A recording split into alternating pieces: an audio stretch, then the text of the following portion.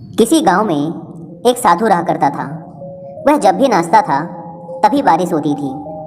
इसलिए गांव के लोगों को जब भी बारिश की ज़रूरत होती तब यह लोग उस साधु के पास जाते और उनसे अनुरोध करते कि वह नाचे। और जब वह नाचने लगते तो बारिश ज़रूर होती थी। कुछ दिनों बाद 4 लड़के शहर से गांव में घूमने आए। जब उन्हें यह बात पता चली कि किसी साधु के नाचने से बारिश होती है तो उन्हें यकीन नहीं हुआ।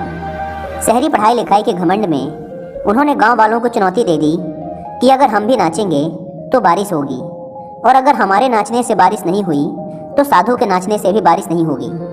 अगले दिन सुबह सुबह गांव वाले उन चारों लड़कों को लेकर साधु के कुटिया के पास पहुंचे। गांव वालों ने साधु को सारी बात बताई। फिर उन लड़कों ने नाचना शुरू किया। पहले लड़के ने नाचना शुरू किया।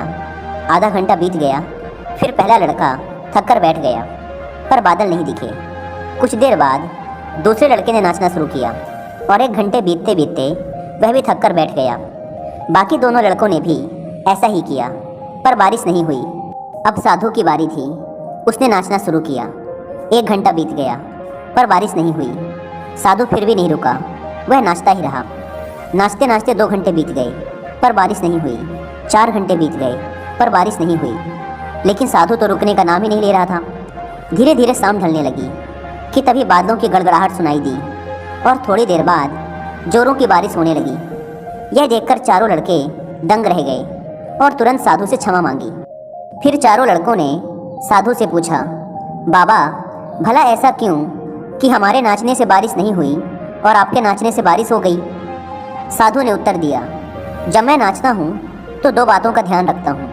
पहली बात तो मैं यह सोचता हूँ कि अगर मैं नाचूंगा तो बारिश को होना ही पड़ेगा, और दूसरी यह कि मैं तब तक नाचूंगा जब तक कि बारिश ना हो जाए। सफलता पाने वाले में भी यही गुण विद्यमान होता है।